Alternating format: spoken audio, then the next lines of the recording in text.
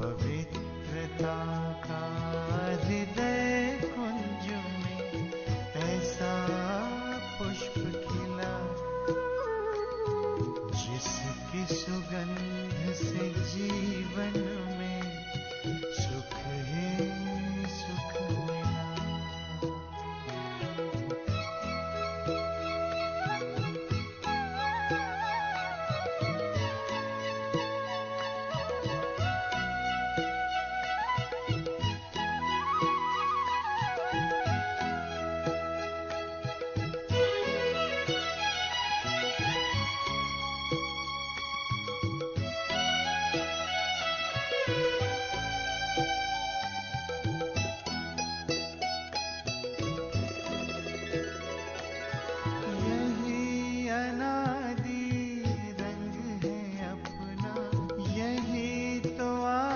स्वरूप है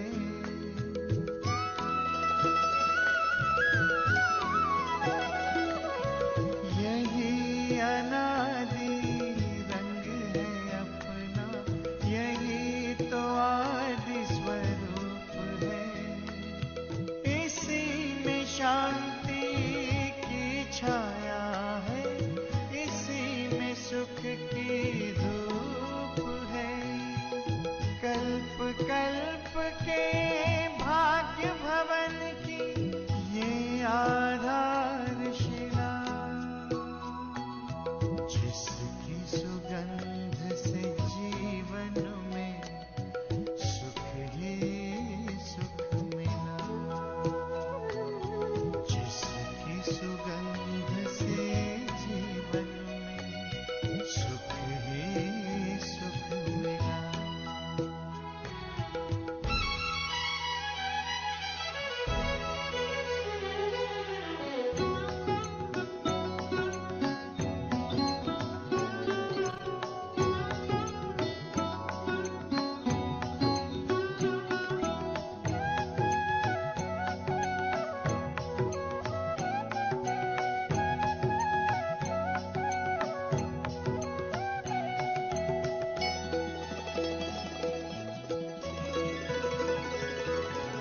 अधरों पर बिखरी सच्चाई, अंतर में निर्मलता आई।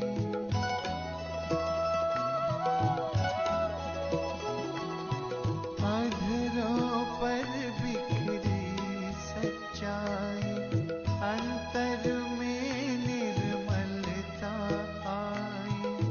विराजित तन मंदिर में मन की मूर्ति मुस्काई, दीन प्रभु की सबको देने चला ये काफिला, जिसकी सुगंध से जीवन में सुख ही सुख मिला, जिसकी सुगंध से जीवन में सुख ही सुख मिला।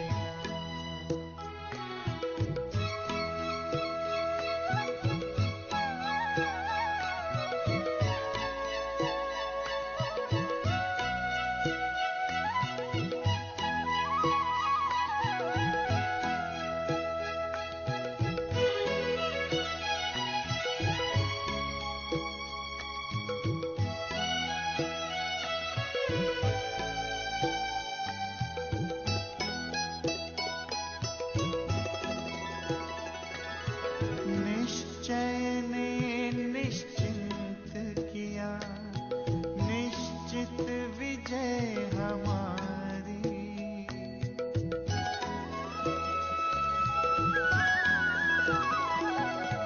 निश्चय ने निश्चिंत किया, निश्चित विजय हमारी। पवित्रता के बल से होगी पावन दुनिया ये सारी, सबका भला हो यही दुआ का दिल में सिलसिला,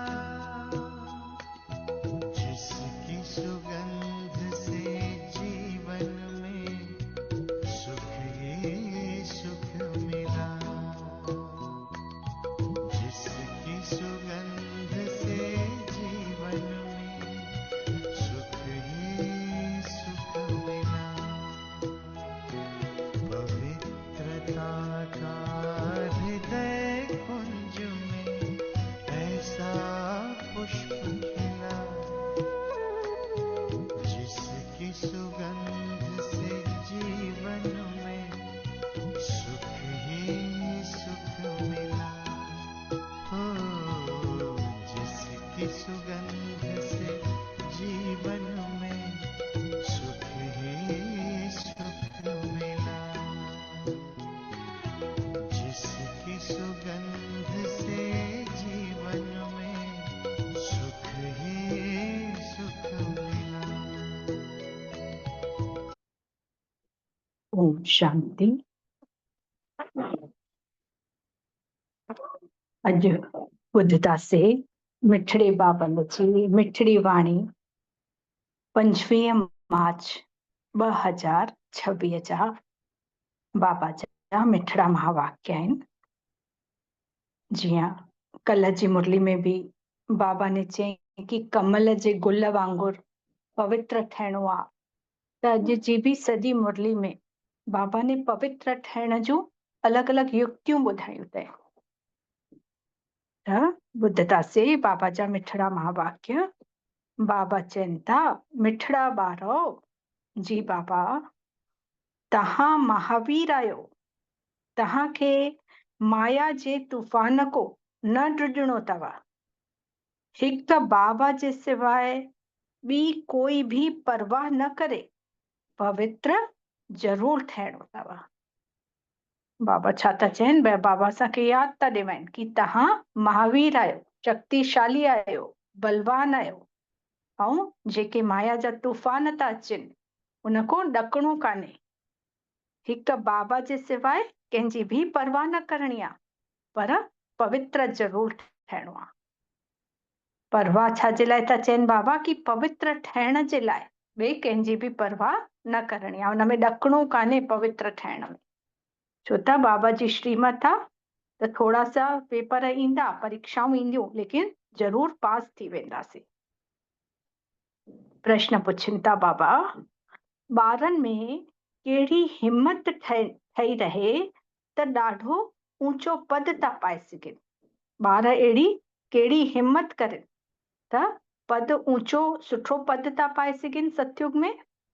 त बाबा चवनि था, श्रीमत ते हली करे पवित्र ठहिण जी।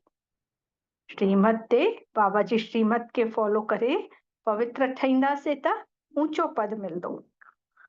भले केतिरा भी हंगामा थियनि, सितम सहन करणा पवनि, लेकिन बाबा ने जेकी पवित्र ठहिण जी श्रेष्ठ मत ॾिनी अथई, उन ते निरंतर हलंदा रहो त ऊंचो पद पाए था सघो पिया। कहिड़ी भी ॻाल्हि में ॾकणो कान्हे, कुछ भी थींदो आहे त नथिंग न्यू, मतलब कुछ भी ॻाल्हि थिए थी त नई कान्हे, पहली बार न थी चुकी आहे। पहिरों भी असां सां इहा ॻाल्हि थी हुई ऐं 5000 साल पहिरों भी असां ने इन ते जीत पाई हुई। असां ही बाबा जा पवित्र ॿार आहियूं, बाबा जी श्रीमत ते पवित्र रही करे सत्युगी दुनिया में ऊंचो पद पाइण वारा। त बाबा चई, पवित्रता में केतिरा भी विघ्न अचनि, कुछ भी सहन करणो पए, पर बाबा जी श्रेष्ठ मत ते निरंतर हलदा रहो।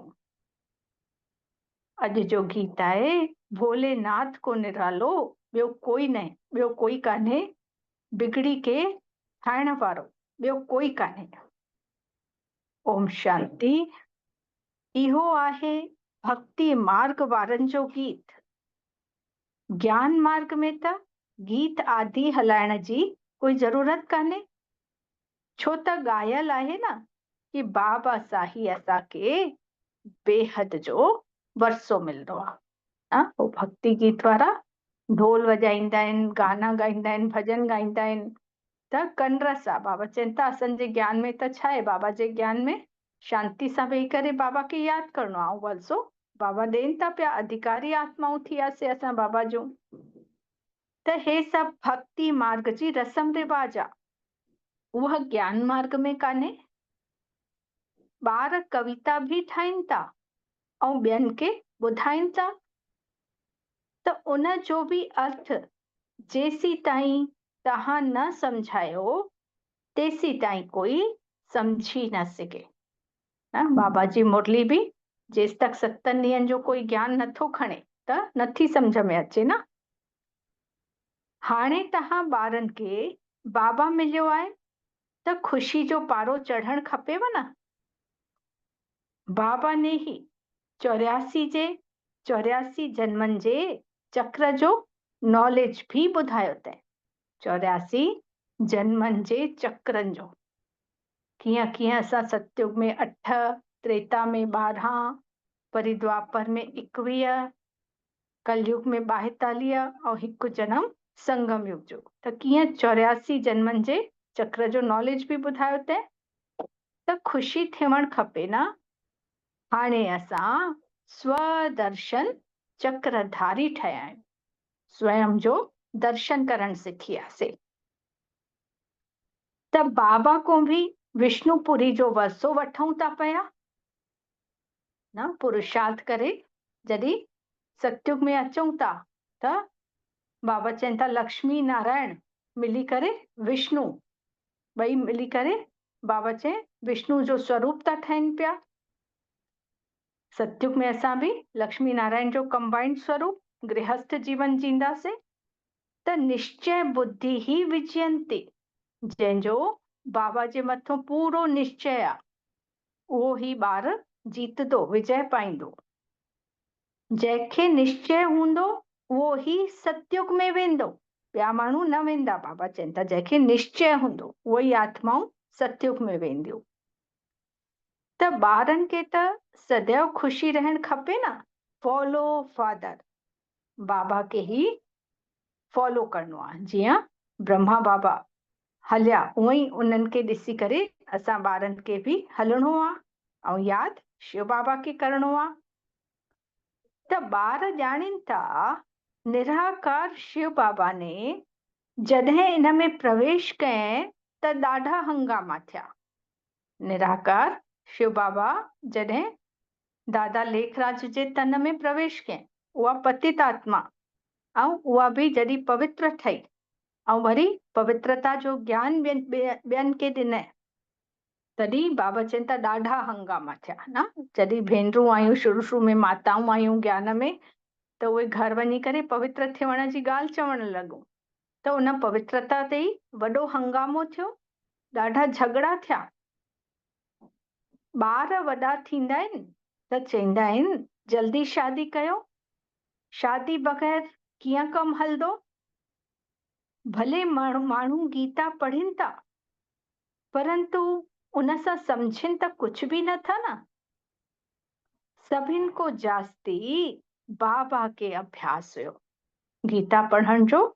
दादा लेखराज डेली नियम हुयो उन्हनि जो, जेसिताईं गीता न पढ़ंदा हुया कुझु भी खाईंदा न हुया नाश्तो।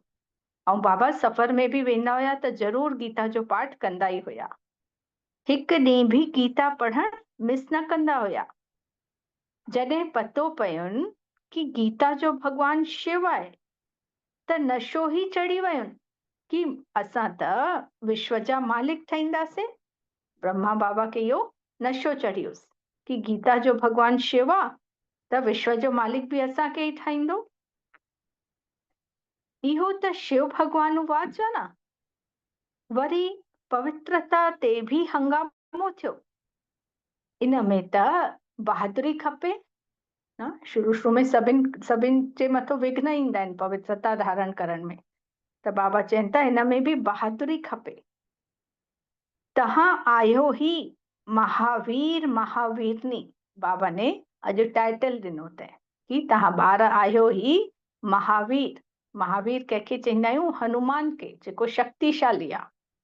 त महावीर ऐं महावीरनी सिवाय हिक जे ॿी कंहिंजी भी परवाह न कयो। पुरुष त आहे रचता, रचता खुद पावन ठहींदो आहे त रचना खे भी पावन ठाहींदो आहे। यदि कोई मर्द ज्ञान में अची तो वञे बाबा जे ऐं पवित्र तो ठही वञे त उनजो मन थींदुसि कि सुभाणे मुंहिंजो ॿार भी शादी न करे, उहो भी पवित्र ठहे। बस हिन ॻाल्हि ते ही ॾाढो झगड़ो हलंदो आहे। पवित्रता जी ॻाल्हि ते ई बाबा चवनि था ॾाढो झगड़ो हलियो। वॾा वॾा घर को निकिरी आया, कंहिं भी परवाह न कयईं। बाबा जे यज्ञ में जॾहिं शुरू में दादियूं अची वयूं, घर खे छॾे करे एॾे एॾे रईस परिवार जूं हुयूं, सुठे सुठे घरनि जूं हुयूं, लेकिन जॾहिं ॾिठनि कि पवित्र रहण नथा ॾियनि, शादी उन्हनि जी ज़बरदस्ती कराइनि पिया, तॾहिं उहे घर को निकिरी आयूं। लेकिन बाबा ने कॾहिं न चई कि घर छॾे अचो, उहो पंहिंजे मन सां ई, पंहिंजी बुद्धि सां ई घर छॾे आयूं, छो त हो बि मजबूर हुयूं, उन्हनि खे प्रेरित करनि पिया कि तव्हां शादी कयो। लेकिन जॾहिं शिव बाबा जो सत्य ज्ञान ॿुधनि त उहे बि पवित्र रहण चाहिनि पियूं, त कंहिंजी बि परवाह न कयनि, जंहिंजी तक़दीर में कान्हे त समझे बि कीअं। पवित्र रहणो आहे त रहो, न त वञी करे पंहिंजो प्रबंध कयो, एतिरी हिम्मत खपे न। बाबा चवनि था पवित्र रहणो अथव त रहो, अगरि कोई न मञंदो त बाबा उनखे छा कंदा? त चवनि था बाबा पवित्र रहण जे लाइ बि हिम्मत खपे। बाबा जे साम्हूं बि केतिरा हंगामा थिया, बाबा के कॾहिं रंज ॾिठो आहे? बाबा कॾहिं बि गुस्सो न थींदा हुया, क्रोध न कंदा हुया। बाबा हेसि तक कि बाबा पवित्रता जी ॻाल्हि ते ही कुझु माताऊं भेनरुनि जे घर वारनि छा कयनि कि बाबा जे घर खे बि आग लॻाए छॾनि, तॾहिं बि बाबा कॾहिं बि क्रोधित न थिया। त अमेरिका ताईं बि अख़बारनि में अची वियो कि नथिंग न्यू, इहा ॻाल्हि पहिरों बि थी चुकी आहे, नई कान्हे। इहो त कल्प पहिरों मुआफ़िक थींदो आहे, हिन में ड्रुॼण जी ॻाल्हि कान्हे। असांखे त पंहिंजे बाबे खां वरसो वठिणो आहे, पंहिंजी रचना खे बचाइणो आहे। बाबा ॼाणनि था सॼी क्रिएशन हिन समय पतित आहे। बाबा क्रिएटर आहे ऐं असां ॿार हुनजी क्रिएशन। त बाबा चवनि था हिन समय सभी आत्माऊं पतित आहिनि। बाबा के ही अची करे सभिनि खे पावन ठाहिणो आहे। बाबा के ही सभु चवनि था, हे पतित पावन लिबरेटर अचो। बाबा खे हीअं सॾु कयोसीं कि हे पतित पावन लिबरेटर अची करे असांखे छॾायो। त बाबा खे ही तरस पए थो पियो न, रहमदिल आहे बाबा। त बाबा ही सम्झाइनि था ॿारो कंहिं बि ॻाल्हि में न ॾुॼो। हाणे बाबा जो हाथ ऐं साथ आहे, त बाबा चवनि था कंहिं बि ॻाल्हि में ॾको न। ॾकण सां एतिरो ऊंच पद न पाए सघंदव। माताउनि ते ही अत्याचार थींदा आहिनि। इहा बि निशानी आहे न कि द्रौपदी खे नंगन कंदा हुयसि, जीअं ॾेखारींदा आहिनि कि द्रौपदी जी साड़ियूं लाहींदा वेंदा आहिनि त उहा कृष्ण खे पुकारंदी आहे, पोइ कृष्ण हुनजी पुकार ॿुधी करे कीअं साड़ियूं ॾींदो अथसि। त बाबा बि चवनि था 21 जन्मनि जे लाइ बाबा बि असांखे नंगन थियण को बचाइनि था। सतयुग त्रेता 20 जन्म ऐं हाणे हिकु संगम युग जो असां पवित्र हूंदासीं। त दुनिया इन्हनि ॻाल्हियुनि खे नथी ॼाणे। पतित तमो प्रधान पुराणी सृष्टि भी ठहिणी आहे। हर शइ नई वरी पुराणी ज़रूर थींदी आहे ना। कोई बि शइ नई ख़रीददा आहियूं, थोरे समय बाद उहा पुराणी ज़रूर थींदी आहे। उअं ई घर बि नयो ठाहींदा आहियूं वरी पुराणो, त उअं ई दुनिया बि आहे सॼी, पहिरों नई हूंदी आहे, सतो प्रधान हूंदी आहे, पोइ धीरे धीरे पुराणी तमो प्रधान थींदी वेंदी आहे। त बाबा चवनि था पुराणे घर खे छॾणो ई पवंदो आहे। नई दुनिया गोल्डन एज ऐं पुराणी दुनिया आयरन एज सदैव त रही न सघे न। नई दुनिया बि हमेशह नई न रहंदी, पुराणी थियणो ई अथसि, ऐं पुराणी थी वई आहे त उनखे बि फिर सां नयो थियणो ई अथसि। इहो त सृष्टि जो चक्र आहे, फिरंदो ई आहे न। बाबा चवनि था त देवी देवताउनि जे राज्य जी फिर सां स्थापना थिए थी पई। फिर सां बाबा चवनि था मतिलब पहिरों बि थी हुई, वरी फिर सां थिए थी पई। त बाबा बि चवनि था फिर सां मां तव्हांखे गीता जो ज्ञान ॿुधायांव थो। हिते रावण राज्य में दुख आ त राम राज्य कंहिंखे चयो वियो आहे, इहो कोई बि नथो सम्झे। हिते दुख जी दुनिया आहे त रावण राज्य आहे, लेकिन राम राज्य जिथे सुख जी दुनिया आहे, बाबा चवनि था उहो कंहिंखे चयो वियो आहे, इहो कोई नथो सम्झे।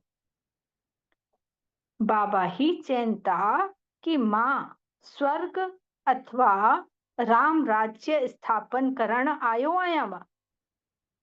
तव्हां ॿारनि ने ही ॾाढा दफ़ा राज्यवत्व फिर गमायो आहे न। बाबा ने ही असांखे नई सत्युगी दुनिया जो राज्य ॾिनई, सुखनि जी दुनिया में मोकिलियई, लेकिन असां ही छा कयोसीं? बाबा खे भुलंदा वियासीं, पंहिंजो पाण खे भुलंदा वियासीं ऐं पंहिंजो ही सत्युगी सुनहरे राज्य खे विञाए छॾियोसीं। त इहो सभु ॿुधी में अथव। 21 जन्म सत्युग में असां रहंदा आहियूं, उनखे चयो वियो आहे 21 पीढ़ी, अर्थात जॾहिं वृद्ध अवस्था थिए थी त शरीर छॾूं था त अकाले मृत्यु कॾहिं नथी थिए न। सत्युग में ॾिसूं असांजी उम्र केतिरी हूंदी, 150 वर्ष पूरी, 150 साल जींदासीं।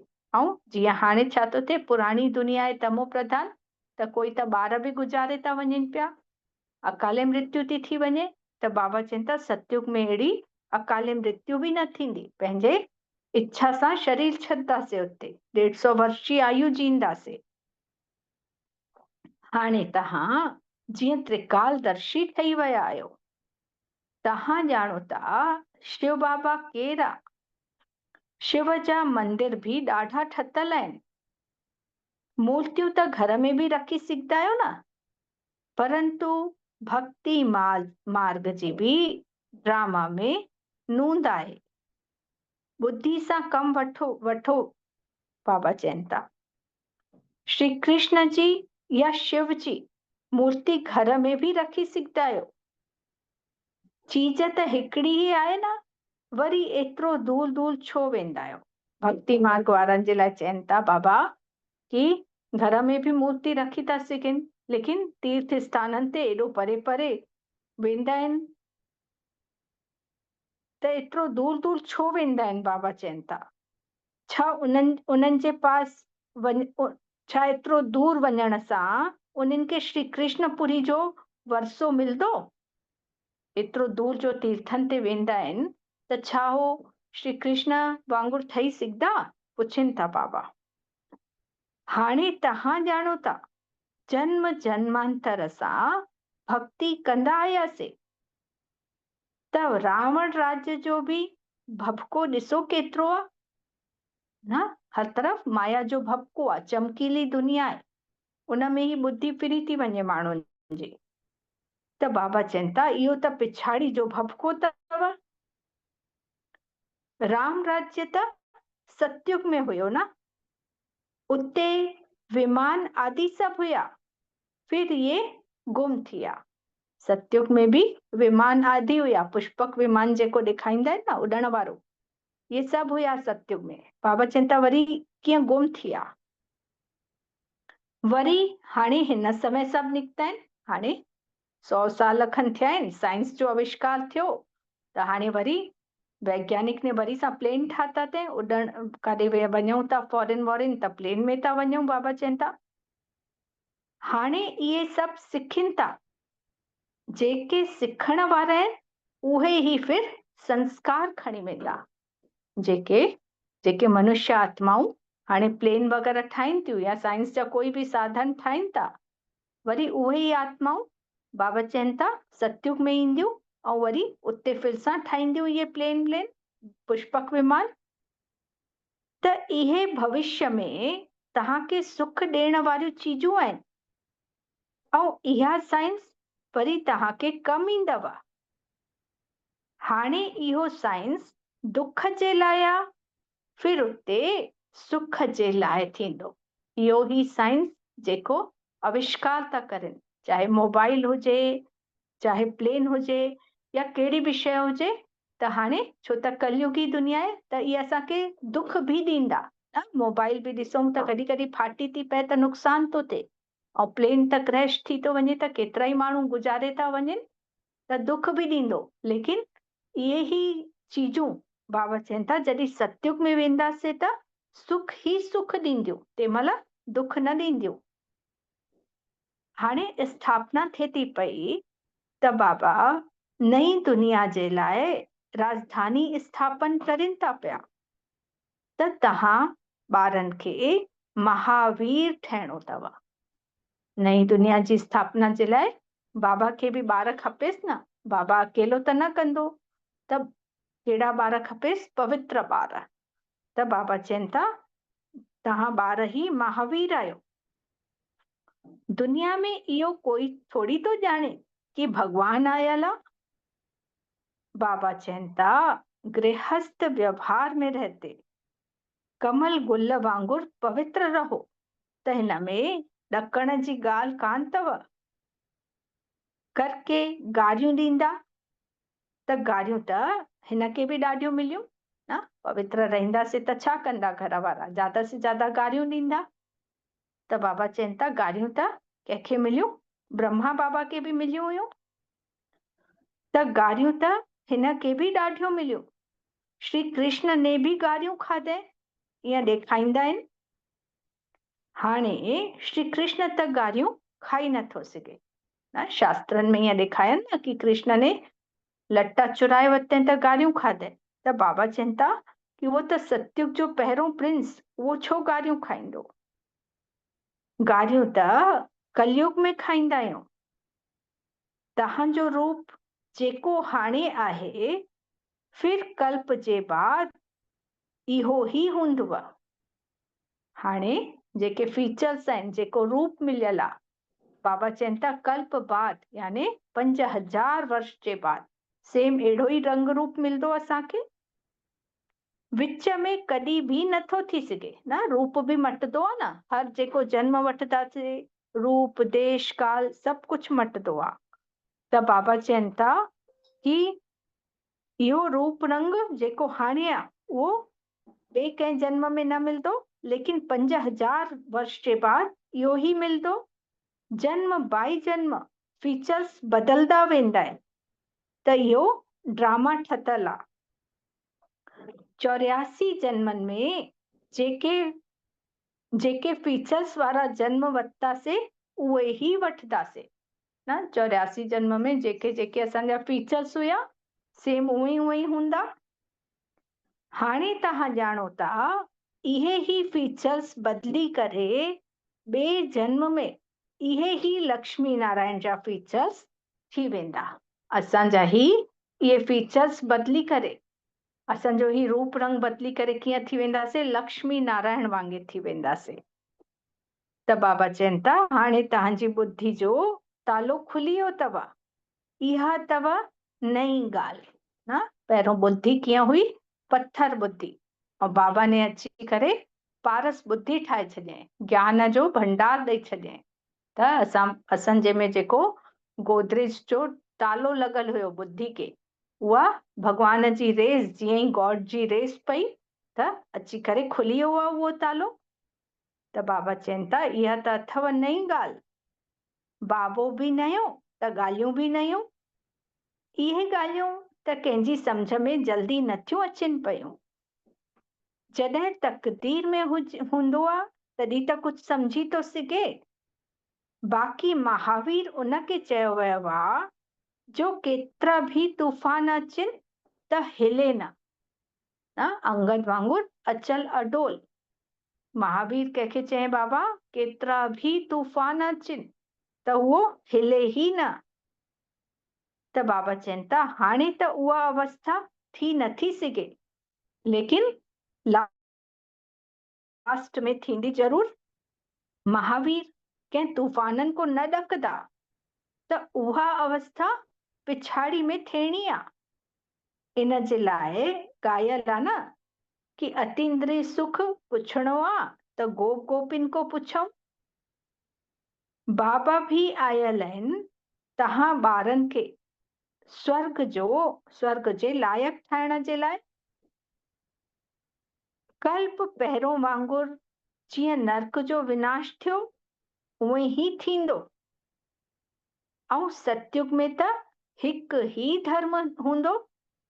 चाहींदा बि आहिनि न वननेस, हिकु धर्म खपे। हाणे ॾाढा सारा धर्म आहिनि कलयुग में, तॾहिं कलह कलेश थो थिए पियो। सभिनि खे लॻे थो शांती हुजे, हिकु धर्म हुजे। त बाबा चवनि था इहो सतयुग में थींदो। इहो बि कंहिंखे पतो कान्हे कि राम राज्य ऐं रावण राज्य अलॻि आहे।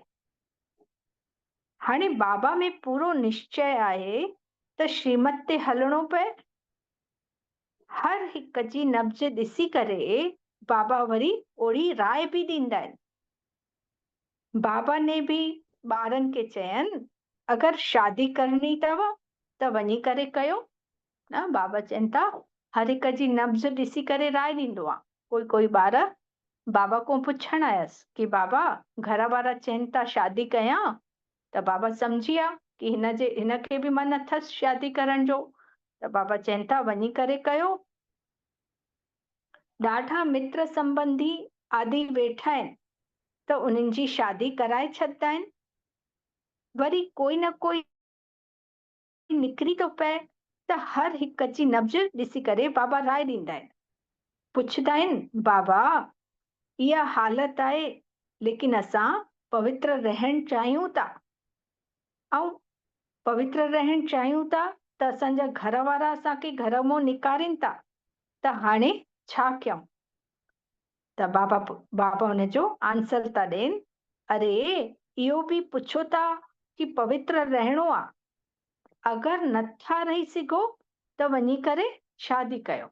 मतलब कोई ॿार पुछेसि थो बाबा को कि बाबा मां त पवित्र रहण चाहियां थो लेकिन उहो मूंखे घर वारा घर को निकारे छॾंदा यदि मां पवित्र रहंदो। त बाबा चवनि था कि मतलब तव्हां ॾको था न, त फिर तव्हांजे ई मन में कान अथव, अगरि निश्चय कान अथव त पोइ वञी करे करे छॾियो शादी। अच्छा सम्झो कंहिंजी सगाई थियल आहे, राजी करणो आहे, कोई हर्जो कान्हे। जॾहिं हथियालो ॿधंदा आहिनि, शादी थींदी आहे त ज़ाल ऐं मुड़ुस जो हथ ईअं ॿधंदा आहिनि न, त हुनखे बाबा चवनि था हथियालो जॾहिं ॿधंदा आहिनि त उन समय चवंदा आहिनि न कि इहो पति तव्हांजो गुरु अथव। उन महिल ॾाढियूं सारियूं प्रतिज्ञाऊं खणवाईंदा आहिनि त चवंदा आहिनि पंडित कि इहो पति तव्हांजो गुरु अथव। त बाबा चवनि था अच्छा त तव्हां उन्हनि को लिखवाए वठो। तव्हां मञंदा आहियो न कि मां तव्हांजो गुरु आहियां, ईश्वर आहियां, त लिखो। हाणे मां हुक्म थो ॾियांव कि पवित्र रहणो आहे त हिम्मत खपेव न। बाबा चवनि था जॾहिं हथियालो ॿधंदा आहिनि त प्रतिज्ञाऊं खणवाईंदा आहिनि कि पति तव्हांजो गुरु अथव, ईश्वर अथव, ईअं चवाईंदा आहिनि न। त बाबा चवनि था कि सुठी ॻाल्हि आहे, हा चवनि कि भाई असांजो गुरु आहे, ईश्वर आहे, त गुरु ऐं ईश्वर सां थोरी विकारनि में माण्हू वेंदो। त बाबा चवनि था हाणे मां हुक्म ॾियांव थो कि पवित्र रहणो अथव त मंजिल खपेव न। बाबा जो हुक्म आहे कि पवित्र रहणो आहे त उनजे लाइ मंजिल ॾाढी भारी आहे ऐं प्राप्ति ॾाढी जबरदस्त आहे। पवित्र रहण जे लाइ हिम्मत बि खपे, त बाबा चवनि था प्राप्ति बि ॾाढी जबरदस्त आहे। काम जी आग तॾहिं थी लॻे जॾहिं प्राप्ति जो पतो कान्हे न। काम विकार में माण्हू तॾहिं थो वञे जॾहिं प्राप्ति खे भुलिजी थो पए कि केॾी वॾी प्राप्ति थी मिले बाबा सां पवित्रता रहूं था। त बाबा चवनि था एतिरी वॾी प्राप्ति थींदी अथव त अगरि हिकु जन्म पवित्र रही वियो त कहिड़ी वॾी ॻाल्हि अथव। असां तव्हांजा पति ईश्वर आहियूं त असांजी आज्ञा ते पवित्र रहणो पवंदो आहे। त बाबा युक्ति ॿुधाइनि था उन्हनि खे चओ कि तव्हां पति आहियो, ईश्वर आहियो, त बाबा जी इहा ई आज्ञा आहे कि पवित्र रहणो आहे। भारत में भी इहो क़ाइदो आहे कि स्त्री खे चवंदा आहिनि तव्हांजो पति ईश्वर आहे त उनजी आज्ञा में रहणो आहे। त पति जा पेर दबाइणा आहिनि, छो त सम्झंदा आहिनि न कि लक्ष्मी ने भी नारायण जा पेर दबाए। कोई कोई पति चईंदा आहिनि कि तूं मुंहिंजी दासी आहे त पेर दबाए, छो त बाबा ने भी उहो लक्ष्मी नारायण जो चित्र जेको हुयो जंहिंमें नारायण लेटियल हुया ऐं लक्ष्मी पेर पई दबाइनि, त उन चित्र बाबा खे उहो सुठो न लॻुसि कि लक्ष्मी पेर थी दबाए। बाबा त माताउनि खे हमेशह अॻिते रखियो अथनि न, त छा कयनि उन चित्र खे हटाए छॾनि, बाबा लक्ष्मी जो उतां चित्र ई हटाए छॾियनि। त उहो ई बाबा चवनि था कि इहा आदत काथों निकिरी, भक्ति मार्ग जे चित्रनि सां ॾिसी करे। त सतयुग में त अहिड़ियूं ॻाल्हियूं हूंदियूं ई कान्हनि। नारायण कॾहिं कोई थकंदो आहे छा जो लक्ष्मी पेर दबाईंदी? सतयुग में त न बीमारियूं हूंदियूं न थकान हूंदी, त नारायण कोई थकंदो आहे छा जो लक्ष्मी वेही करे पेर दबाईंदी? त थकावट जी त ॻाल्हि ई नथी थी सघे। हिते त दुख जी ॻाल्हि आहे। उहो दुख दर्द काथों आयो? सतयुग में कोई दुख दर्द न हुयो, लेकिन बाबा चवनि था कि कलयुग में दुख दर्द आयो काथों? अॼु ॾिसूं त नंढनि नंढनि ॿारनि खे सूर लॻा पिया आहिनि। तॾहिं बाबा ने फोटो मां लक्ष्मी जो चित्र हटाए छॾियईं। नशो त चढ़ंदो आहे न, नंढड़ेपन को ही वैराग्य रहेनि थो पियो। इन जे लाइ भक्ति ॾाढा कंदा हुया दादा लेखराज। नंढड़ेपन को ही वैराग्य हुयुसि न, ईमानदार हुयो, वैरागी हुयो, ऐं भक्ति भी बाबा ॾाढी कंदा हुया। त बाबा युक्ति ॾाढियूं ॿुधाइनि था पिया। तव्हां ॼाणो था असां हिकु बाबा जा ॿार आहियूं, त आपस में भाउ भेण थियासीं, ॾाॾे खां वरतो वठूंसि था पिया। बाबा खे सॾु कंदा ई आहियूं पतित दुनिया में। हे पतित पावन सभिनीनि सीताउनि जो राम। असां सभु सीताऊं आहियूं ऐं राम खे सॾु था कयूं, बाबा खे सॾु था कयूं कि अची करे पतित को पावन ठाहियो, छॾायो, असांखे लिबरेट कयो। त बाबा खे ही चयो वियो आहे ट्रुथ, सत्य, सचखंड स्थापन करण वारो। उते सॼी सृष्टि जे आदि मध्य अंत जो सत्य ज्ञान बाबा ही अची करे ॾियनि था पिया। त तव्हांजी आत्मा भी हाणे ज्ञान सागर ठहे थी पई। बाबा ज्ञान जो सागर ऐं असां आत्माऊं भी मास्टर ज्ञान सागर था ठहूं पिया। बाबा ही अची करे त्रिलोकीनाथ, त्रिकालदर्शी, टिनिनि लोकनि जो ज्ञान अची करे आदि मध्य अंत जो ज्ञान ॾिनो अथई। त मास्टर ज्ञान जा सागर भी ठहूं था पिया। त मिठड़े ॿारनि खे हिम्मत रखणी आहे। असांखे बाबा जी श्रीमत ते हलणो ही आहे। बेहद जो बाबा अची करे बेहद जी रचना के स्वर्ग जो मालिक था ठाहिनि पिया। त पुरुषार्थ करे पूरो वरसो वठणो आहे, वारी वञणो आहे, बाबा ते बलिहार वञणो आहे, तन मन धन सभु कुझु अर्पण करे छॾिणो आहे, ट्रस्टी सम्झी करे हलणो आहे पंहिंजो पाण खे कि बाबा सभु कुझु तव्हांजो। त यदि बाबा खे वारिस ठाहींदव त उहे तव्हांखे 21 जन्मनि जो वरसो ॾींदा। बाबा ॿारनि जे मथों भी वारी था वञनि। ॿार चवनि था बाबा इहो तन मन धन सभु कुझु तव्हांजो अथव। हाणे बाबा भी आहे त ॿार भी उहो ई आहे। बाबा सां असां सभु संबंध जोड़दा आहियूं न, कॾहिं ॿार जो संबंध, कॾहिं माता पिता जो, कॾहिं दोस्त जो, कॾहिं सखा जो, कॾहिं गुरु जो, कोई भी संबंध जोड़ूं था। त ॻाईंदा भी हुआसीं न, त्वमेव माताश्च पिता त्वमेव। त उन हिक जी केतिरी वॾी महिमा आहे। उनखे चयो ही वियो आहे सभिनि जो दुख हरता ऐं सुख करता, दुख हरण वारो ऐं सुख ॾियण वारो। त सतयुग में 5 तत्व भी सुख ॾियण वारा हूंदा आहिनि ऐं कलयुग में पंज तत्व भी तमो प्रधान हुजण जे कारण दुख था ॾियनि पिया न। इहा ई प्रकृति ॾिसूं त कलयुग में कॾहिं बाढ़ थी अचे, कॾहिं पाणी ॾाढो थो किरे, त काथे अकाल थो पए, काथे सूखो थो पए, काथे बाहि थी लॻी वञे, अलॻि अलॻि प्रकार सां दुख थी ॾे कलयुग में। ऐं इहा ई प्रकृति सतयुग में सुख ई सुख ॾींदी, कोई दुख ई न ॾींदी। त बाबा चवनि था उते त आहे ई सुख, इहो बि ड्रामा ठतल आहे।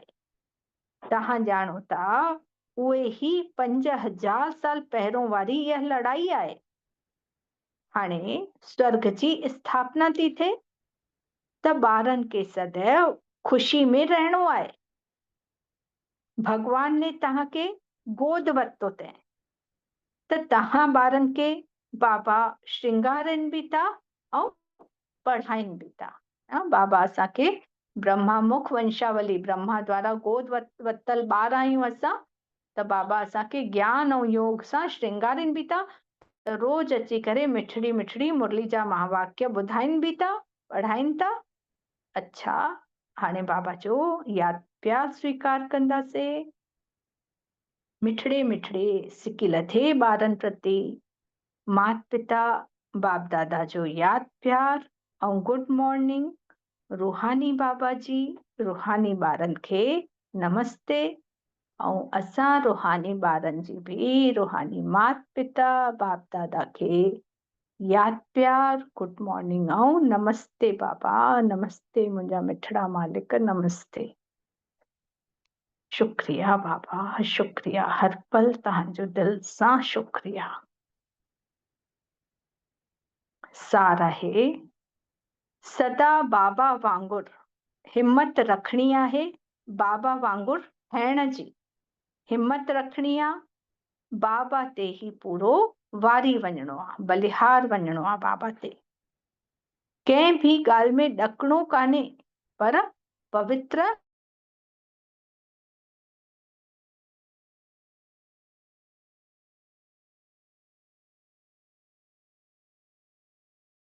वरदान महसूस कयूं।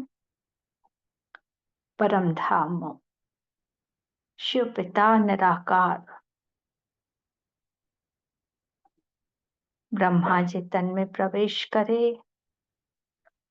ॿई बाबा अचिया असांजे घर में। चारों तरफ बाबा जे मस्तक में शक्तिशाली किरणियूं, ॼण पूरो घर ही प्रकाश सां भरपूर थी वियो आहे। ऐं बाबा असांजे साम्हूं बि अची करे मिठड़ी दृष्टि था ॾियनि पिया ऐं वरदानी हथ असांजे मथे ते रखनि था पिया। बाबा वरदान था ॾियनि, समस्याउनि खे चढ़ती कला जो साधन अनुभव करे सदा संतुष्ट रहण वारा शक्तिशाली भव। समस्याउनि खे चढ़ती कला जो साधन अनुभव करे न। कॾहिं बि कोई समस्या थी अचे, परेशानी थी अचे, त छा कंदा आहियूं असां? बाबा खे ज्यादा यादि कंदा आहियूं, असांजो पुरुषार्थ वधी वेंदो आहे। त जॾहिं समस्याऊं थियूं अचनि त असांजी चढ़ती कला थी वञे। त बाबा चवनि था सदा संतुष्ट रहण वारा शक्तिशाली भव। जेके शक्तिशाली आत्माऊं आहिनि उहे समस्याउनि खे ईअं पार करे थियूं वठनि जीअं कोई संहिंजो रस्तो सुठे सां पार करे थो वठे पियो। समस्याऊं उन जे लाइ चढ़ती कला जो साधन थियूं ठही वञनि। हर समस्या ॼाणी पहचानी अनुभव थी थिए। उहे कॾहिं बि आश्चर्यवत नथा थिए, बल्कि सदा संतुष्ट आहिनि। समस्या यदि अचे बि थी त जेके शक्तिशाली आत्माऊं आहिनि, जेके बाबा जी यादि में आहिनि, त समस्या उन्हनि जे मथां विपत्ति अचे बि थी त उहे झटि सां पार करे था वठनि। उन्हनि खे कोई वॾी ॻाल्हि नथी लॻे, उन्हनि खे ईअं नथो लॻे कि मुंहिंजे मथां ई इहा छो आई, सुठे सां पार करे था वठनि। उहे बाबा चवनि था उहे कॾहिं बि आश्चर्यवत नथा थिए, बल्कि सदा संतुष्ट था रहनि पिया। मुख सां कॾहिं बि कारण शब्द नथो निकिरे, लेकिन उन समय कारण के निवारण में बदलिन था। इहो कारण नथो निकिरे उन्हनि जे मुख मां कि मुंहिंजे मथां ही छो आई आहे समस्या, लेकिन आई आहे त उनखे हाणे हल कीअं करणो आहे, कारण जो निवारण। स्लोगन आहे, स्व स्थिति में स्थित रही करे सर्व परिस्थितियुनि खे पार करण ही श्रेष्ठता आहे। स्व स्थिति में स्थित रही करे, पंहिंजी आत्मिक स्थिति में स्थित रहंदासीं, आत्मा पंहिंजे स्वमान जी सीट ते सेट रहंदी त केतिरियूं बि वॾियूं परिस्थितियूं ईंदियूं त उनखे आसानी सां पार करे वठंदासीं। हाणे मातेश्वरी जी जे अनमोल महावाक्य, मम्मा जा कुछ महावाक्य आहिनि, थोरो सो आहे उनखे ॿुधंदासीं। परमार्थ सां व्यवहार स्वतः सिद्ध थींदो आहे। भगवान वाच आहे कि तव्हां मुंहिंजे द्वारा परम अर्थ के ॼाणण सां मुंहिंजे परम पद के प्राप्त कंदव, अर्थात परमार्थ के ॼाणण सां व्यवहार सिद्ध थी वेंदो आहे। जेतिरो जेतिरो बाबा खे ॼाणंदासीं, उनजे असली स्वरूप खे ॼाणी करे उन में टिकंदासीं त असांजो चाल चलन व्यवहार बि सुठो थींदो वेंदो।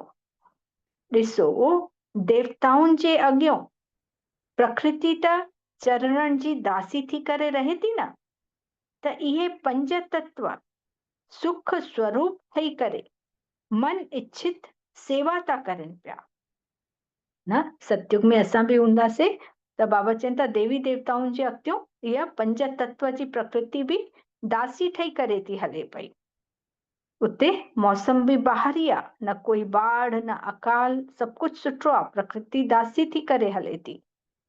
त हिन समय ॾिसो, मन इच्छित सुख न मिलण जे कारण मनुष्य के दुख अशांति थी प्राप्त थिए। हिन समय माण्हुनि जी कोई इच्छा पूरी नथी थिए पई ऐं सुख नथो मिले त दुखी था थी वञनि माण्हू। सतयुग में इहा प्रकृति बा अदब हूंदी आहे, दासी ठही करे हलदी आहे। त ॾिसो, देवताउनि जे जड़ चित्रनि ते बि एतिरा हीरा जवाहरात था लॻाइनि त जॾहिं चैतन्य में प्रत्यक्ष हूंदासीं त उन समय केतिरा वैभव हूंदा। हाणे बि ॾिसूं त मंदिरनि में देवी देवताउनि जे चित्रनि में ॾिसूं केतिरा गह गठा पातल ॾेखारीनि था पिया। त बाबा चवनि था कि उहे ई असां यदि चैतन्य में हूंदासीं देवी देवता त असां बि केतिरा धनवान हूंदासीं, वैभवनि सां भरपूर हूंदासीं। हिन समय त माण्हू बुख था मरनि पिया ऐं जड़ चित्रनि ते करोड़ों रुपया ख़र्च था करनि पिया। त इहो छो था करनि? हाणे मंदिरनि में सही में ॾिसूं केॾो चढ़ावो थो अचे पियो ऐं केतिरा ई त माण्हू बुख था मरनि पिया। त बाबा चवनि था इहो छो थो थिए पियो, इहो फ़र्क़ु छो आहे? त ज़रूर उन्हनि ने अहिड़ो सुठो श्रेष्ठ कर्म कयो अथई न, जेके देवी देवताऊं ठहिया आहिनि त उन्हनि ने अहिड़ो ज़रूर कर्म करे आया आहिनि, तॾहिं त उन्हनि जा यादगार ठहियल आहिनि। उन्हनि जो पूजन बि ॾाढो थींदो आहे। उहे निर्विकारी प्रवृत्ति में रहंदे हुए बि कमल फूल समान अवस्था में हुया, परंतु हाणे उहे ही निर्विकारी प्रवृत्ति जे बदले विकारी प्रवृत्ति में हली आहिनि। जेके देवी देवता हुया सतयुग में स्थिति बि कहिड़ी आहिनि, निर्विकारी, ऐं बाबा चए उहे पवित्र प्रवृत्ति मार्ग वारा हुया। गृहस्थ में त रहंदा हुया पर पवित्रता हुयनि, लेकिन हाणे उहे ही देवी देवता विकारी ठही आहिनि, जंहिं कारण सॼा परमार्थ के भुली करे व्यवहार जी तरफ़ लॻी आहिनि। इन जे लाइ रिज़ल्ट उल्टी थी वञे पई। हाणे पाण स्वयं परमात्मा अची करे विकारी प्रवृत्ति को निकारे करे फिर सां निर्विकारी प्रवृत्ति जो ठाहिनि था। हाणे बाबा अची करे फिर सां असांखे ज्ञान ॾियनि था कि ॿारो हाणे फिर सां पवित्र ठहो।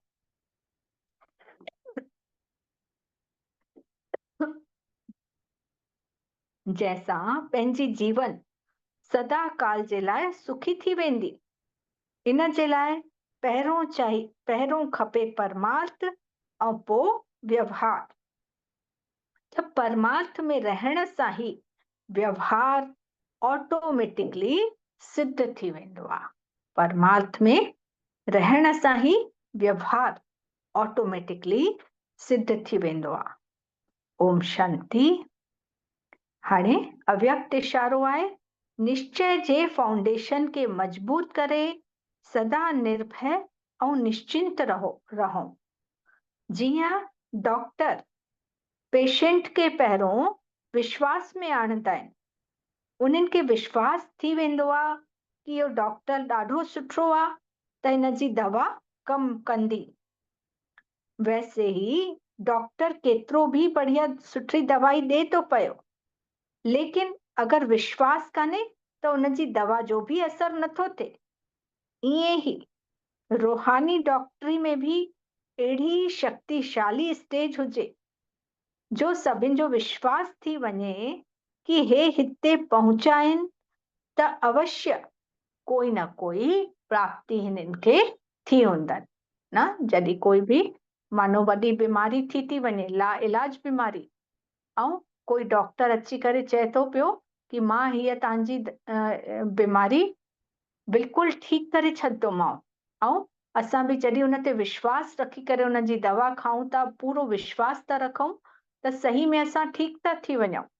त ईअं ई बाबा बि आहे, जेको बि बाबा जे मथां पूरो विश्वास थो रखे पियो ऐं उनखे पतो आहे कि विश्वास रखंदासीं त हे असांखे ज़रूर पार लॻाईंदो ई लॻाईंदो। जेको विश्वास रखी करे बाबा खे फॉलो फादर थो करे, उन जी श्रीमत ते हले थो पियो, त उनजो त बेड़ो पार ई आहे। अच्छा, ओम शांति।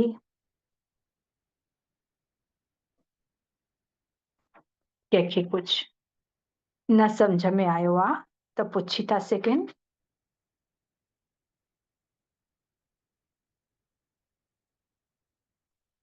या कंहिंखे कोई पॉइंट शेयर भी करणी आहे त ॿुधाए था सघनि पिया।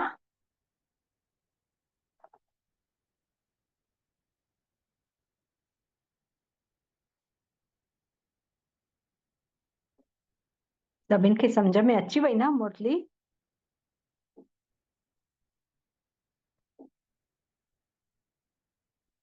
आवाज अचे थी पई?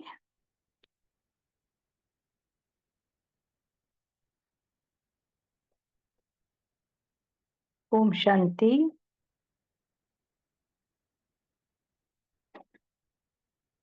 कोई कुछ ॿुधाए ई नथो, आवाज अचे थी कि न?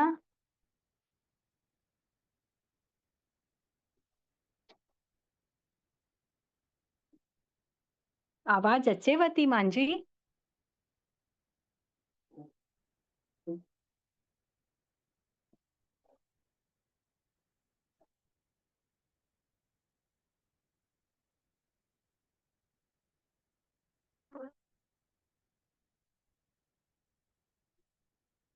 उषा भेण, आवाज अचे थी पई?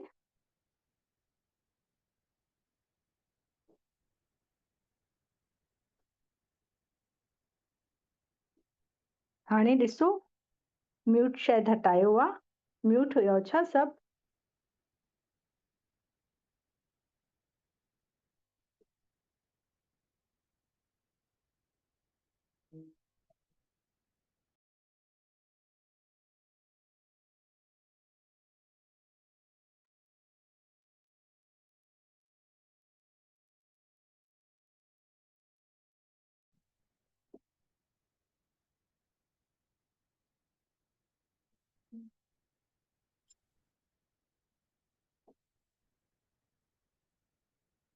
अचेव थी हाणे आवाज?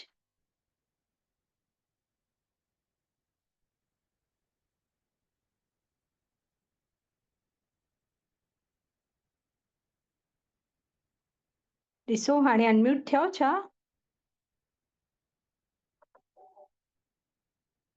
हलो, शायद तव्हां सभिनि खे म्यूट करे छॾियो अथनि, मूंसां थिए नथो।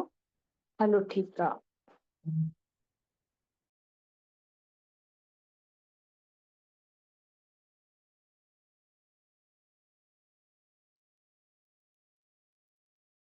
हलो अनुभव करण था पिया।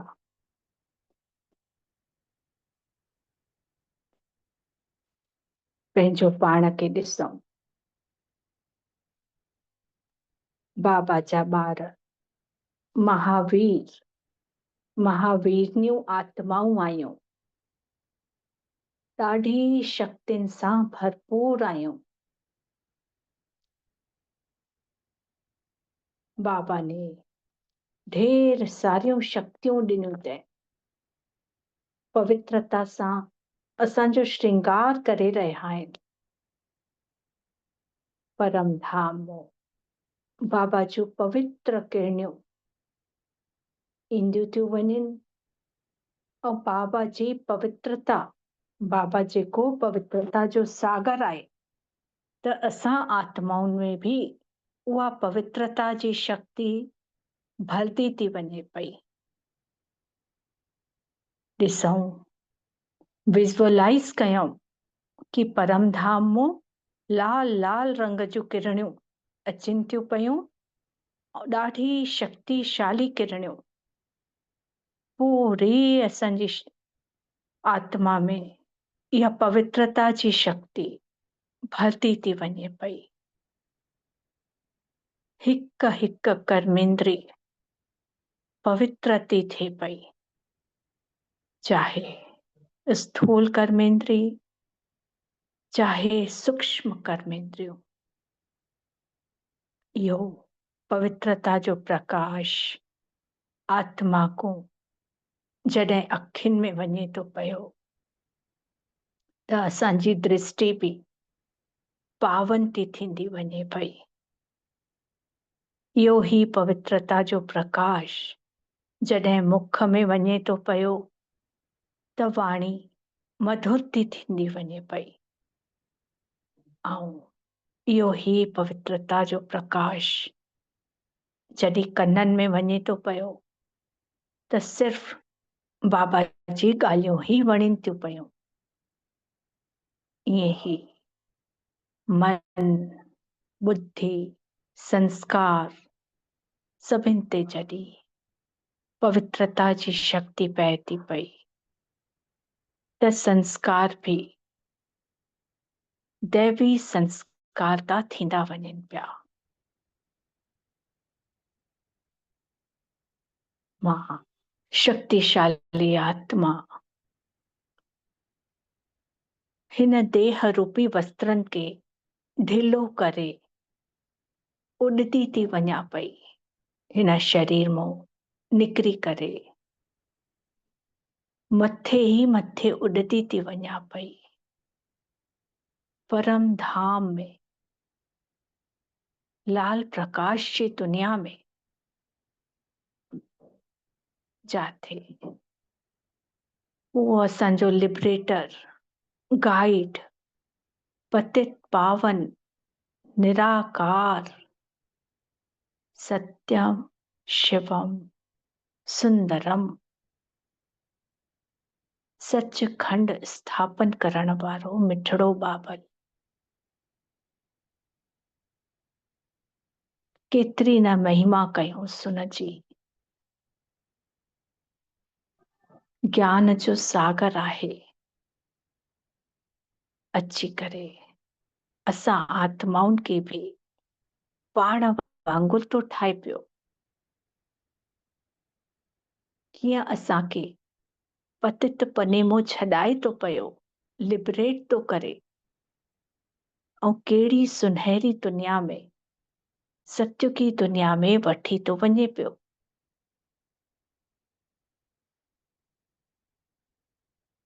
मिठड़े बाबल जी किरणनि में वेही करे मां आत्मा अति इंद्रिय सुख जो अनुभव थी कयां पई। जेको सुख गोप गोपिन खे मिलियो त असां ही उहे गोप गोपियूं आहियूं जो हिन समय बाबा सां गॾु वेही करे बाबा जे प्यार जो अनुभव था कयूं पिया। हर समय बाबा असां सां कंबाइंड आहे। खाऊं था त बाबा सां गॾु, सुम्हूं था त बाबा सां गॾु, उथूं था त बाबा सां गॾु। हर कर्म में बाबा असांजे साथ आहे। उन जी छत्र छाया में केॾा न सुरक्षित महसूस था कयूं, जंहिंमें माया जी उस भी कान्हे।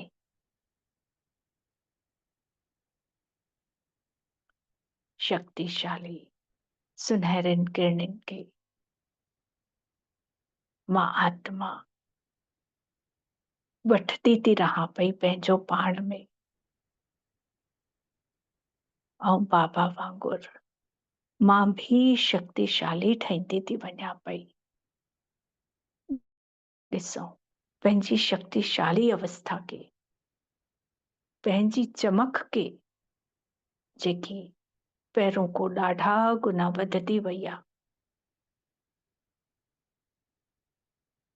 हाणे मां चमकीली आत्मा परम धाम को हेठि लहां थी पई,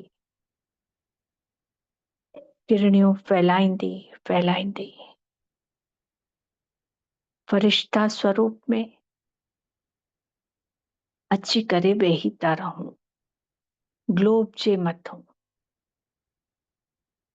जेके बाबा नो पवित्रता जो किरणियूं भरे आयासीं, उहा अची करे सॼे ग्लोब जे मथों, सॼी आत्माउनि जे मथों वसायां थी पई, ऐं प्रकृति जे पंजनि तत्वनि के भी पवित्रता ठाहियूं पिया।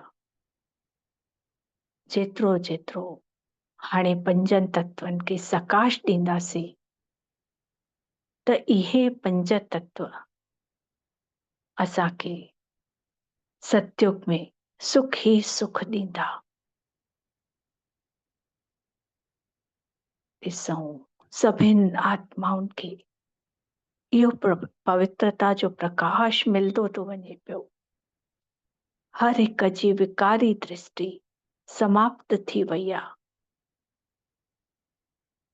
ऐं हर हिकु आत्मा कमल जे गुल वांगुर पवित्र थी थींदी वञे पई। ॿिए कंहिंजी परवाह न करे सिर्फ़ हिकु बाबा जो ही हथ पकड़ियो आहे, त ज़रूर उहो ही असांखे पार लॻाईंदो। बाबा जे ही मथों पूरो विश्वास रखी करे, बाबा जे ही कदम ते कदम रखी करे, उन जी श्रीमत ते ही हलूं था पिया, त ॾिसूं सॼी सृष्टि भी पावन थी वई आहे। ॼण हिते ही स्वर्ग लही आयो आहे। सुनहरी दुनिया, हर हिकु माण्हू पवित्र ही पवित्र थो नज़र अचे पियो। देवी देवताउनि जो ॼण त राज्य थी वियो आहे। केॾी सुनहरी, केॾी न सुख जी दुनिया अची वई आहे। असां बाबा जा ॿार बाबा खे धन्यवाद ॾेई करे धीरे धीरे फरिश्ता हेठि लहूं था पिया, ऐं अची करे मस्तक मध्य मां आत्मा चारों तरफ पवित्रता जो प्रकाश फैलायां थी पई। घर जी हिक हिक शइ में इहो पवित्रता जो प्रकाश फैलजंदो थो वञे पियो। चारों तरफ पवित्रता ही पवित्रता। ओम शांति, ओम शांति, ओम शांति। शुक्रिया मुंहिंजा मिठड़ा बाबल, तव्हांजा पदम पदम गुणा शुक्रिया। तव्हां आत्माउनि जा भी ॾाढा ॾाढा शुक्राना सभिनि खे। ओम शांति।